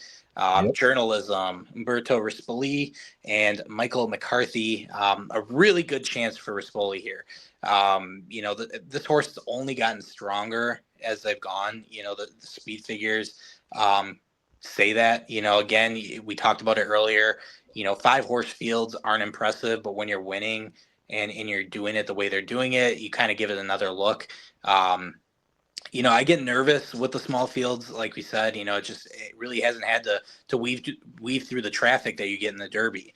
You're weaving through two holes that are automatically open, or you can just switch to the outside, no problem. When it comes to the Derby, you've got 20 horses all punched up, and you're really trying to hope that somebody opens up when you need them to make that ride. And that's coming from a closing perspective. I expect them to be a little bit closer and not have to close as stoutly as they've had in previous trips. I think they're going to try to sit off the lead. And if they run a 108 speed figure, I mean, it's one of the best in the league, one of the best in this race, where if they run their best race, they're going to be hard to beat. So, I mean, there's so many different things you can look at with this horse. And it just says that they're ready for the big day. It's all going to be dependent on that clean trip, though, and just a good patient ride by Rispoli. So definitely one to look at, is definitely going to be on the card, and I'm going to have to play it in some fashion. I don't know if I have it to win yet, but I definitely think this is one that you have to give a look at and give it the respect it has. So journalism is high on the radar. I'm not tossing journalism, but I don't like it on top. I don't like journalism on top. I don't think he's going to get the easy process that he's had in his multiple races in the Santa Anita Derby and the San Felipe. I just, again, we talked about it when we talked about the Oaks. I don't really like California horses that come in here in fields of 5 and dominate and get these high speed figures to come over into Churchill and then disappoint. So this is another rule of thumb that we kind of have to look at and really analyze before deciding if a horse really has a great opportunity. Some of these other horses that have come in from Santa Anita have gone to other tracks before they come into the Kentucky Derby, and you see how they ship and they take to other surfaces. So head scratcher for me, the speed figures should, everybody should love this horse. On paper, this is the best horse, should be the odds-on favorite coming into the Derby. But for me, it's an underneath play. If I do take anything with journalism on top, it will be bombs underneath so I can get something out of the try and the exacta. So this maybe would be the one where maybe I have the Japanese horse underneath in the second position to try to get an upset kind of a price. But there's no way I'm going to put journalism on top with the second and third choices and think I'm going to make any money. So for me, journalism is definitely an underneath play only. And that's how I'm gonna go. I'm gonna give you Burnham Square next. Brian Hernandez, Ian Wilkes, winner of the Holy Bull, turned in less than stellar performance in the Fountain of Youth as a beaten favorite to Sovereignty. That race may have triggered the jockey change to Brian Hernandez getting the leg up in the Bluegrass, where he won running down fast fractions early. Good mud pedigree, expected to have a patient saving, ground saving ride, which you're going to get from Brian. Should help the connections, possibly get the win. Huge player here for me, Burnham Square. I think if you can draw that line through that race, which is not even a heavy line because it's fourth by 3 lengths in the Fountain of Youth. But if you exclude that race and you're looking at 3 races of 101, 94, and 97 speed figures, making up ground, which is what I like to see, making ground specifically on the turn at Churchill, which is what he should be doing, is Brian should be making his move just like he did with Mystic Dan. Whether it's a rail trip, I'd prefer. And what I like about it is that the 8's going to be heading out early, and I think the 9 is going to be obviously not. So that's one position that I know Brian's going to be able to get over for ground saving. I'd expect the 7 and the 6 to also have a good early break, which clears 2 more paths for Brian to come over. And I also think that if you're looking at the inside, we know the 1 and the 2 should also be. So he should settle down by the 3 at the rail or at or near the rail pretty early on in the early stretch run going into that first turn to be able to save a lot of ground. Burnham Square is a huge player for me in this race, possible winner. Yeah, I like Burnham Square as well. Jumping onto the 10, Grande. This horse very lightly raced. 3 races in their career. They won 2 of them, came in second in their most recent effort in the Wood. I think the horse looked to be placed in more of an off the lead position in the Wood than they typically have been in the first 2 races they won, where they made the lead and pretty easily. And in their only closing effort like that, when they were off the lead and they were sitting 6th, they came up short. So I would anticipate, them probably trying to get close to the lead if they can. I just don't think they have the success, coming from further back, even though they weren't that far back, but still, I think this horse wants to be on the lead and wants to be a little bit more focused. when there's clear air in front of them and not a bunch of traffic, not a bunch of kickback, So I think that's something to take in consideration. I don't like the fact that this horse only has 3 races in their career. Yeah, they ran a 101 speed figure in their last effort in the Wood, but I mean, a lightly raced horse that hasn't really proven anything. They came in second in a Grade 2. You're jumping up to the Kentucky Derby, the biggest race of the year. I'm probably fading this horse if I'm being honest. I think it's their biggest test, and they didn't get the job done. If they would have won the Wood Memorial and they win, drawing Yeah. away, I probably would upgrade this horse. But I don't see enough on the form that says, yeah, you have to bet it, in any kind of fashion. So they're working out great. It's Rapoli, it's Todd Pletcher. I know they've obviously teamed up. I think their best effort and their best opportunity was last year, and it just didn't work out for them. So, be that as it may, it's a horse that I'm probably fading. But, you never know in the Derby, but it's just not one that I have a ton of feelings on, I guess, one way or the other. To me, he's beat nobody. He's beat nobody of significance. It's three race short sample size, as you said. Lost to Rodriguez in the Wood. I don't hold a lot of stakes or any kind of like focus on the Wood Memorial and the winner coming out of there. Although Rodriguez may have been the first one that I would have considered an opportunity had he made the gate on Saturday. But all that being said, Grande is not one. It's still one that's possibly going to be scratched. Rapoli's going to run. He doesn't give a fuck. That doesn't matter. He wants to have one in there. He's going to run this one and try to roll the dice. He's got Johnny V, which he likes a lot. It's Pletcher, but not going to be on my tickets. I don't see him anywheres in the mix. Again, the all button for third throws everybody as a live opportunity, but outside of that, I would not even put Grande on any of my tickets, second or better. Let's move on to the 11, Flying Mohawk, Ramos and Beckman. Basically, it's Final Gambit number 2 in this race. It's the same thing as Final Gambit. It's the same kind of process. All turf, synthetic race so far in its career. Second in the Jeff Ruby, got some points. Had some rough trips, still found a way to win, which is kind of good. They haven't been easy opportunities in horses that races where the horse has done well. Being able to go in that traffic and get through rough trips actually helps out the horse a lot in a race like the Kentucky Derby, because that's exactly what he's probably going to wind up having to do, is carving out his ability to get through and pass horses late. So bigger fields, more traffic, that's great for the horse. The surface is the question for me. It runs the same way as Gambit does. It's like I said, it's just Final Gambit number 2. Do I feel like the synthetic horses actually have an opportunity against this field? I'm going to say no, lesser than I would feel maybe in years past. I would say 0. They've got a little bit of a chance. I just don't hold a lot of weight of it. And I think this class is really tough that we're getting into. We're damn near just about halfway through the field, and we've still got quite a few quality horses to go through. So on that note, I'm going to say that Flying Mohawk is off my radar, all button for 4th opportunity. Agreed. I've got the 12 East Avenue. You're going to know if this horse has a shot right out the gate. You're going to know right away. Literally, if this horse does not break on the front end and is first, this horse isn't going to win the race. It's cut and dry. It does not like the kickback. It does not like to chase. It does not like to be far back. It needs to be on the front end. It needs to set the fractions. Otherwise, they're completely out of the race before it even begins. So, this horse, like I said, needs to lead the win. It won the Breeders' Cup Futurity on the front end. Again, just solidifying the fact that they need to be on the front. They ran it back in the juvenile, and, they broke horrifically and finished 9th. So broke off the lead in the Risen Star, finished 10th. Again, same thing. You didn't break well. You didn't win the race. And then on the front end in the Bluegrass, they damn near, they did what they needed to do, so that's kind of it right there. They almost won that race in the Bluegrass. They broke on top and, posted their highest speed figure in their career. So again, that's the winning formula. This is Manny's first time aboard as well. Something to note, but he'll get aggressive when he needs to. There's nothing against him. It's just, he don't have the experience on the horse, but when a horse has to win one way and one way only, it makes it pretty easy on what you got to do. So it's a little bit of a, that kind of stinks, but it really doesn't matter because he knows he has to go. Horse is working out really well coming into the race. They've got some speed as they've shown on the workout reports. But that's kind of it. It's break on top or see you later. See you next year. It's not going to happen. So This horse should definitely help press the early fractions here. This is probably your rabbit that has a one-way trip, one-way mind in winning races. Manny should be really aggressive out the gates. Doesn't have any speed to its inside immediately, so that should help.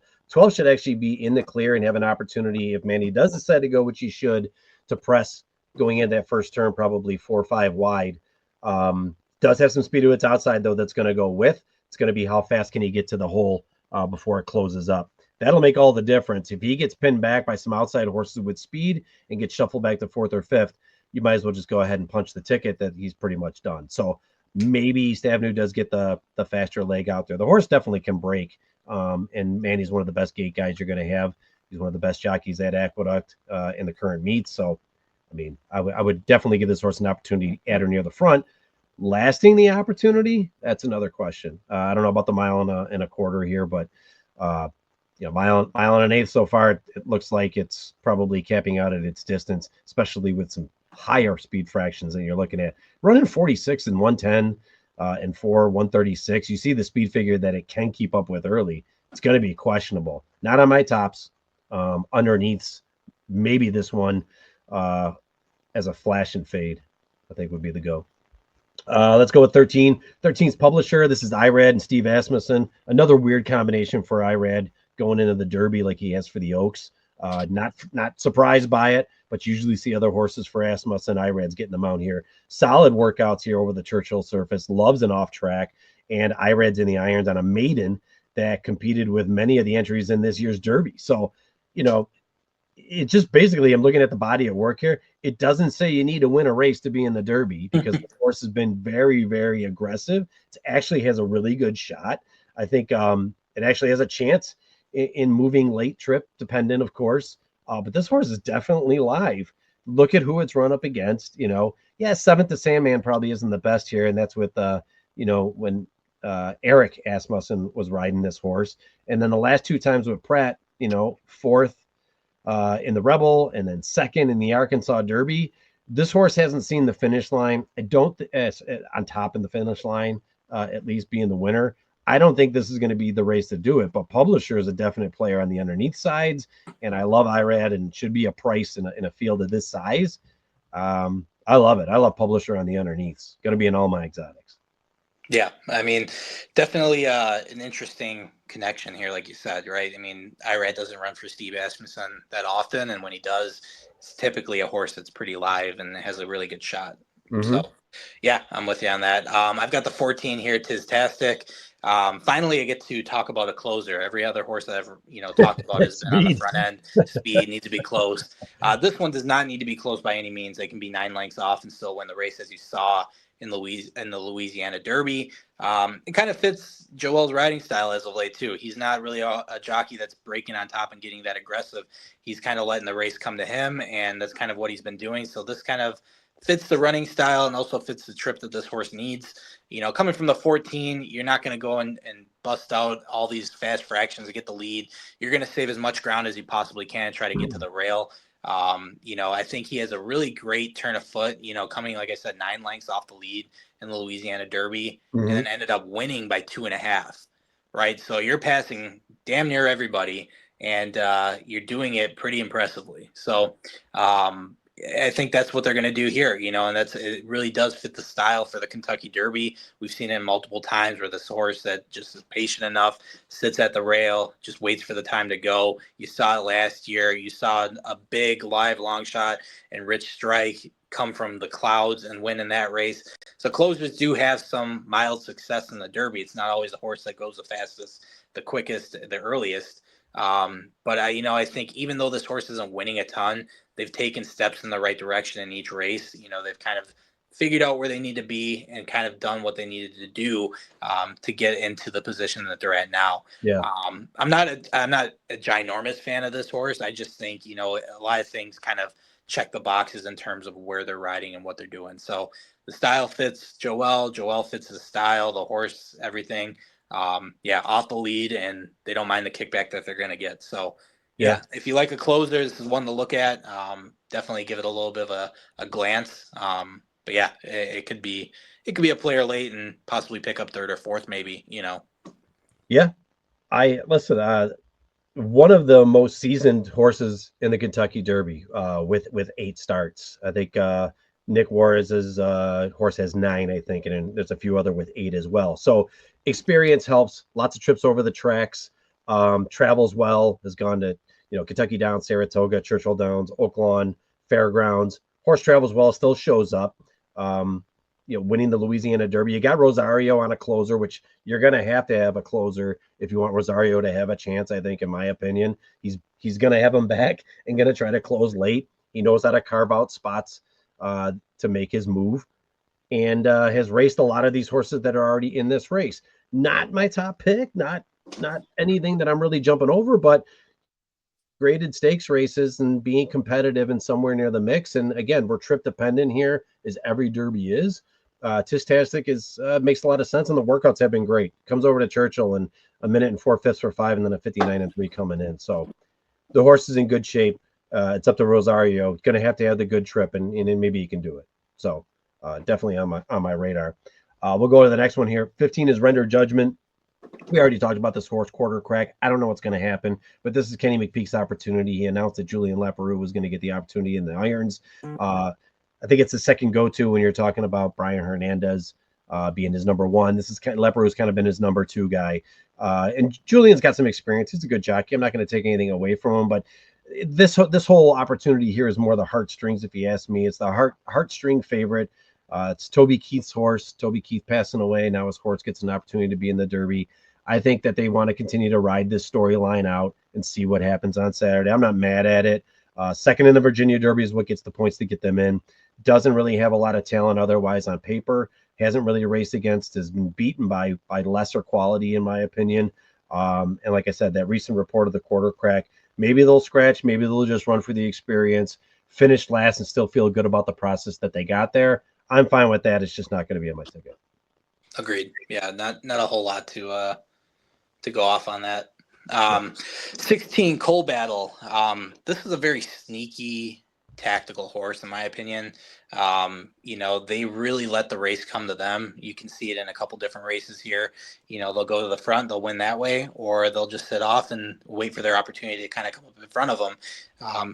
They run with a plan A, B, or C. Doesn't really matter. I don't have this horse winning. I might be crazy. A lot of people are talking about this horse. But I think that they have an opportunity to pick up, or just be competitive to the point where they might hit the board.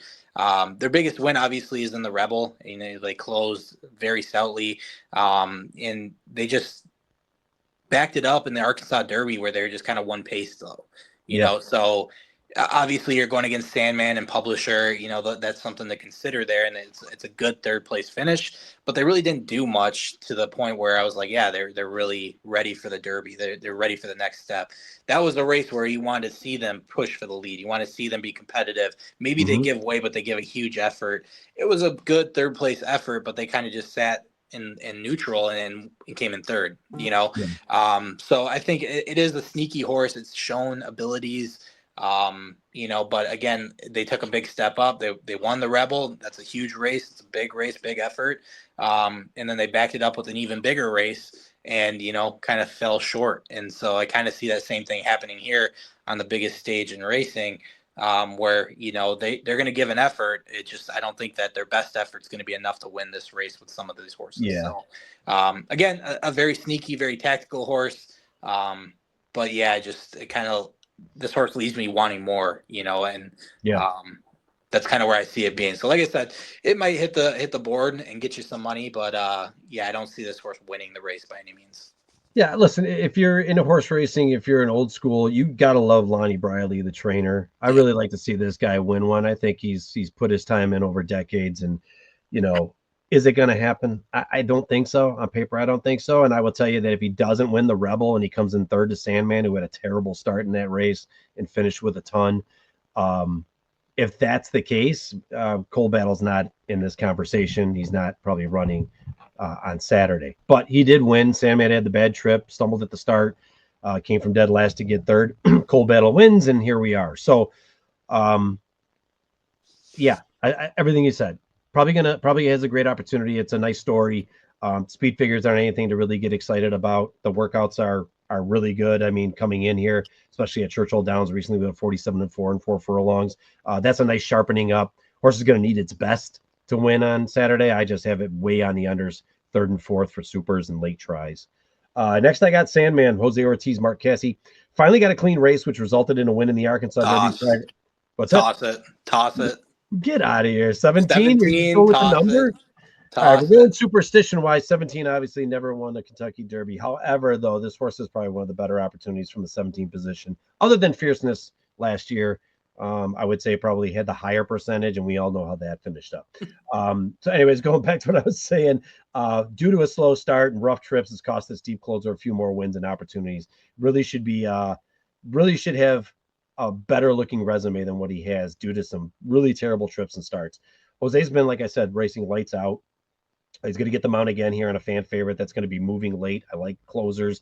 I like that he's going to be putting it in a smart position. I just wish we saw an off-track race from this horse to see how it's going to run on an off-track. We haven't seen that yet. We know it doesn't mind kickback because it's been far back in every race, basically, and picking up ground. We'll see if the mud has any effect on his ability to do that. But instead, I'd be comfortable with fast is good. I'd be comfortable with putting him in the positions of possibly hitting on the card here on the underneath, and definitely has a possible on top, as I see a lot of speed here early on, that there's a possibility to be able to clean it up. So 17, albeit bad post position number for the Derby, good possibility though with the horse that has an opportunity. So the meter kind of falls in the middle here for me. I kind of like Sandman. I liked him in both the Rebel and the Arkansas. I like Sandman for second or third. I do not think. Actually, I know they're not going to win. I know they're not going to win. The 17 post is damned. It's doomed. It doesn't matter. But good horse overall. But yeah, I can see this horse finishing Technically, I it will can see be this in the horse 16. finishing. Technically, it will be in the 16 because of so was Forte last year. You wear the 17 silks, it's you're destined for failure. Forte got scratched, right? No. Yeah. Fierceness was in. Fierceness. Sorry, not Forte. Fierceness is what I meant. 17 in the 16 spot. Correct. Yeah. Doesn't matter. You wear the 17 silks. You're breaking from 17 posts. Doesn't matter. You're just a 17 horse. Doesn't matter. Once you put on the saddlecloth that says 17, the race is over already. That's it. That's it. It's done. Hand him your money, walk away. Gotcha. Correct. Okay. Gotcha. Actually, everybody go and bet the 17 for me, please. Go bet the 17. I'd love to see some of the other infliction. I'm off the superstition. Crazy. Sovereignty is the 18 horse. So we're getting to the end here. There's only two more horses that we're going to talk about. One more horse? Yeah, whatever. Sovereignty, Junior Alvarado, Bill Mott. I think this is one of my top horses now that Rodriguez is scratched. Rodriguez was my top choice, but now I'm going to take a little bit of a swing here with Sovereignty. This horse is definitely moving the needle for me. I think it's a true player here. Lots of talent. You've seen it in the previous races. They didn't get the job done in the Florida Derby. Obviously, they wanted to win that race. But I put that on Manny a little bit more than I put it on the horse. Seeing he's never ridden the horse before, I think he just pulled the trigger a little bit too late. Wasn't able to get the momentum that they needed to carry him down the stretch early enough. So I think you have Junior Alvarado aboard. You saw how close that race actually got coming down the stretch. Yeah. You got Junior Alvarado who knows when to press the button and knows when to go. I think you might see a different result there. So I think Sovereignty is definitely a horse you have to look at. Junior Alvarado back, and it's just a ginormous upgrade. Obviously, very trip dependent. That's for every single horse in the field, but this one in specific, it's always a shake of the dice when you're closing and waiting for holes to open up. But again, you're getting an upgrade. You're getting a connection that I've talked about. I think every single podcast we've had with Junior Alvarado and Bill Mott. This is a horse that's very high on my radar. I think it should be on everybody else's. Yeah, they're breaking from the 18 hole, but again, like I mentioned before, the further to the outside, they don't want the lead anyway, so they're just going to go and try to save as much ground as possible. Be patient. That's the trip that you want. And look at they've done the progression. They've done everything they needed to do. They went to a grade 3, they won. They went to a grade 2, they won. I think if they went to a grade 1 with Junior Alvarado aboard, I think they would have won that race as well. So very good on the progression standpoint. Everything you want to see from a horse. It passes the eye test when you watch the races back. Just looks great in total, in the grand scheme of things. And if you even look at the breeding, you got the Intimus just breeding, which obviously is paved the way for a lot of these horses. So, I think you really have to look at this horse, and if you don't have it to win, which I can totally understand, you definitely should be looking at this horse to hit underneath. But true player for my choices here. I strongly advise everybody that's listening or watching to have Sovereignty on their ticket. There's nothing here that's steering me away from this horse of possibly hitting the board or winning the race. For everything you said, I'll add in that I think it's better that the horse actually finished second in the Florida Derby and actually winning that race. I think coming in, there'd be a lot to uphold to going in. It's nice to see how the horse is going to bounce back after a loss. And I don't even really want to call it a loss. It was a beaten favorite. It was supposed to win the race. You did have a jockey change. You had Manny Franco riding for the first time and just got in, like you said, got in gear a little late. We're going a little more distance. Distance is not the problem for this horse. Matter of fact, I think the horse is screaming out for more distance. So give it the other panel, and let's see how it actually does running down the speed horses that should be slowing down and fading, as we called out earlier. You want that stalking position. That's what you're going to get. I like the outside opportunity here. Just have to get over enough to not use too much horse early to be able to save ground. That's going to be the only concern. If anybody's going to do it, Junior's going to be able to do it. One of my top picks, if not my top pick overall. Let's move on to 19, Chunk of Gold. Hey, I love Jared Loveberry, and hopefully Loveberry and West. This is a nice little connection. Will need to clear over early and be in the mix by the turn. J-Love can do that for sure. We already know. We've talked to him many times on the podcast. Distance isn't going to be a question for this horse either after a second place finish in 1 mile and 3/16 for the Louisiana Derby. He's had seconditis his last 2 races since the surface change and posted a 59 and 1 for a 5 furlong bullet on April 25th. I think he's really going to be testing the field here. We'll need a perfect race, but it is possible. This horse definitely has the possibilities. It's not one that you're getting a lot of information from. It's only four races in a sample size. It's got 3 improving speed figures, albeit the first one being synthetic, but the 2 dirt races have both been improvements. Risen Star and the Louisiana Derby. I know Jareth and the Derby with 2 fills. Like, I know what he's capable of doing. He's big on this horse. Obviously, it's his mount. It's his opportunity. He loves this horse. He thinks his opportunities are going to be good. He's been talking about his workouts. And I love the 59 and 1 coming in, which bodes well. So going to have to get over and then get positioning and then carve out his place somewhere at the top of the far turn. Needs to be starting to make that move. Not enough closing speed, in my opinion, to wait till the top of the stretch. Is going to have to be an early progressive move for Chunk of Gold to keep grinding him down. And maybe he gets to the rail and is able to save like we talked about Brian doing. I'm not sure, but that's going to be the same kind of trip that he's going to have to carve out. But I like Chunk of Gold underneath, possibility in the exotics. Yeah, I do too. I hope J-Love gets the trip that he wants. And I think if they do get the trip that they want, they could be right there for the underneath play, Yeah. For sure. Okay. And then last but not least, since I know it was a handicap that we didn't really discuss it, but finally getting in is Beza. The 21 also eligible here for John Sharif's. Now, Flavian Pratt was slated here. Pratt's already got the mount. So I don't know who the jockey is going to be. We kind of talked it's probably going to be Mike Smith, who lost the opportunity with Rodriguez. He's going to be there. He's a seasoned vet. I hope he does. It'd be nice to give him an opportunity. This is one that's going to have to go early. 3 trips to break its maiden. Finally did it 60,000 at Santa Anita. That was in a field of 6. And then second in the Santa Anita Derby in a field of 5, obviously losing to Journalism, who hasn't lost to that horse out there in small fields. I'm going to say the same thing I said before. California horses got to prove a lot. That 20 post position, it's going to be a lot for 2019 and 18 if you're trying to get to the front. We've seen it with Big Brown from that outside and horses that have gone to the outside and had to get the lead. Authentic on a far outside opportunity. It can be done. You just have to gradually get over like Johnny V did in that 2020 Kentucky Derby instead of using so much horse to get out the gate and get over. The only problem with Beza is that if he's on the outside post position, he's got all that room on the outside to have to squeeze over. If for some reason, which I don't know, I'm not really, it's all new with Rodriguez scratching, I think everybody just slides down and Beza takes the last post. I don't see. If Beza had the 4 posts where Rodriguez is, different story, better opportunity, actually heighten the chances. I don't like the chances on the outside post, but going to be a lot of early speed, winging early in this Kentucky Derby from all different spots. Yep, I'd agree. It was a bang-up race in the Santa Anita Derby, right? I mean, they just broke their maiden. They come into a grade 1, but again, a field of 5, and you lost to Journalism.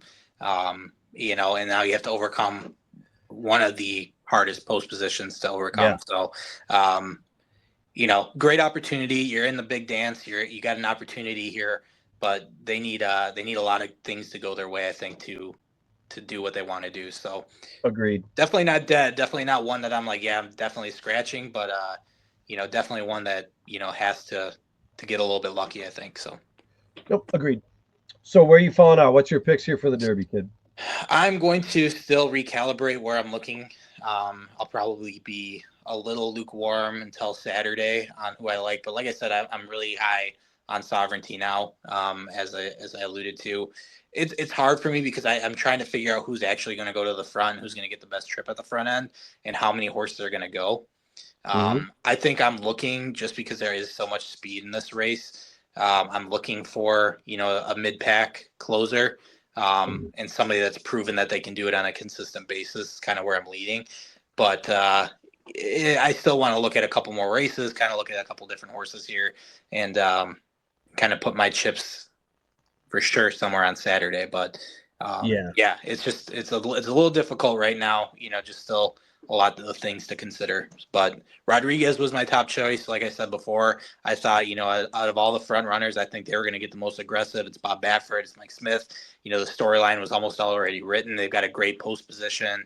You know, all these things were playing out for them, and then next thing you know, they're scratched here, you know, 2 days before the Derby. So That's just heartbreaking every time that there's these late scratches because you're gearing up. You've done all the legwork, the homework. Your yep. horse is in, you know, supposed to be in the best position to race, and then you get a setback that cancels everything. It just sucks. It really just sucks for the connections and the jockey and the trainer and everybody involved.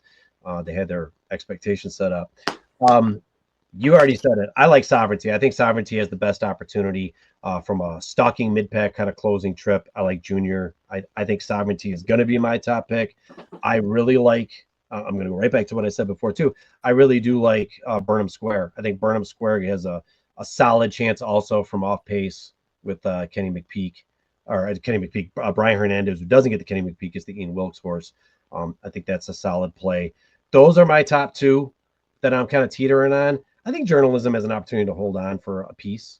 You know, Thought you were taking Sandman on second, top. third. I like Sandman. I like Sandman as well, but I'm going to probably put him in the second position. If I had to take two, I'm taking Burnham Square and I'm taking Sovereignty as my top two. I'm taking Sandman and Journalism, probably fading back and finishing second or third. And then I think there's some definite price plays that you can throw in there to make this trifecta really worthwhile, all from the outside. That would be Publisher with IRAD, I think, is a great opportunity. Again, the off track really does bode well. I think the Cold Battle, another one that I think could really make a nice try in Super at the 16 position.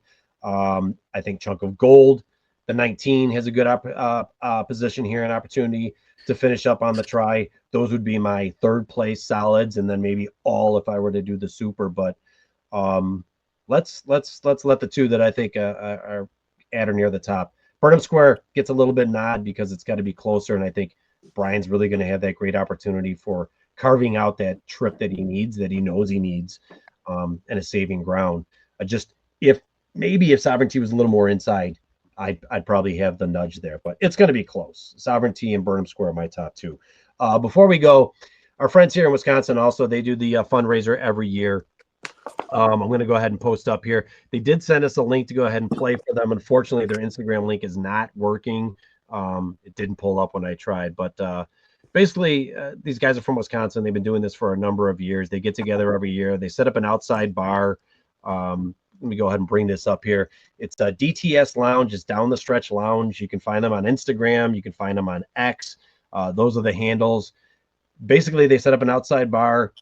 It's all donations, all free beer. You can go out there and hang out. It's a great party spot to go to if you do get an opportunity to go to Churchill. All the proceeds go to the cancer research. All the details are on their website. They're located at 1059 Queens Avenue, just outside on Churchill Downs.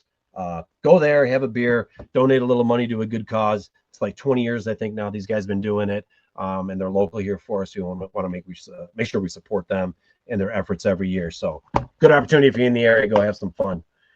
Other than that, kid, solid hour and 45-minute podcast here. We've covered everything on the Oaks. We've covered everything in the Derby. We've pivoted as best as possible. It's probably going to be some changes still to come, probably some late scratches.